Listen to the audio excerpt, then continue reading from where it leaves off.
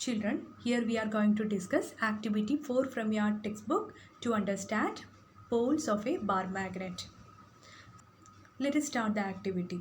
Take some iron fillings, spread them uniformly on a table. Now take a bar magnet. Place it on the table for some time. Observe the changes.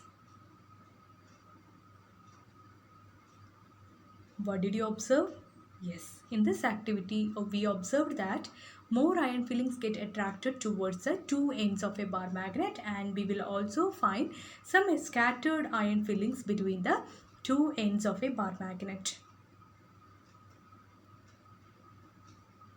What did you understand from this activity?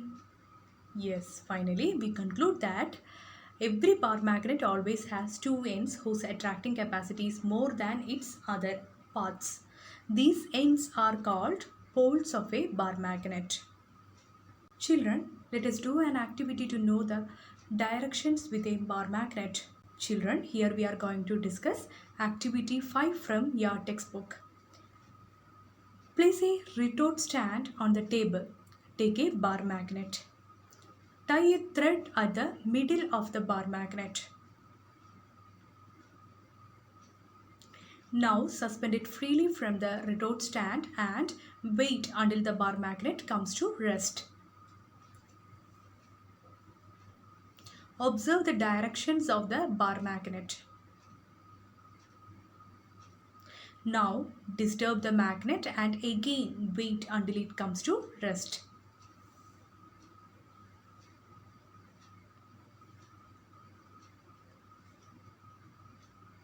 Once again observe the direction of the bar magnet. Repeat the same process for 3 times or more times. What did you observe?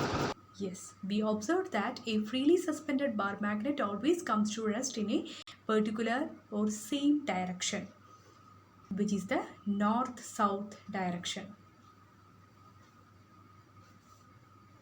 What did you understand from this activity, children?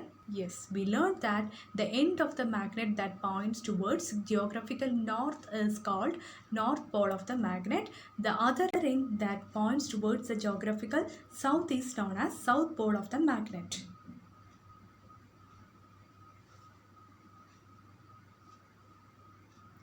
This property of magnet is called directional property. It is exhibited only by magnet. We use this property to make the magnetic compass. Children, I already told you all magnets have two poles, and these poles help us to know the direction. The directive property of magnet is very useful for us. A device was developed based on property of magnet known as compass. A compass is usually a small box with a glass cover on it. A magnetized needle is pivoted inside the box, which can rotate freely. The compass also has a dial with a direction marked on it. The compass is kept at the place where we wish to know the directions. Children, here the needle indicates the north-south direction when it comes to rest. The compass is then rotated until the north and south marked on the dial are at the two ends of the needle. To identify the north pole of the magnetic needle, it is usually painted in a different color like green, blue, red, etc.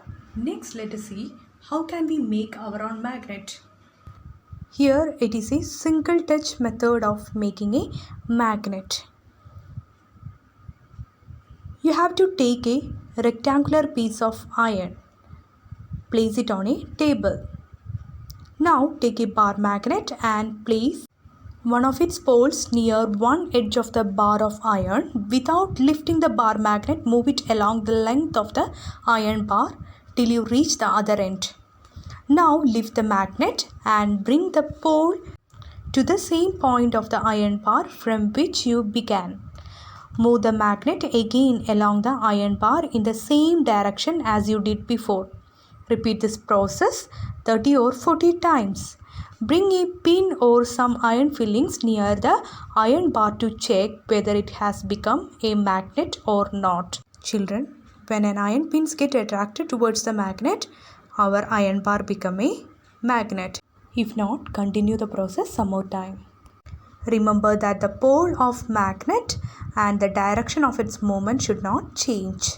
You can also use an iron nail, a needle or a blade and convert them into a magnet. In this way, we are making our own magnet.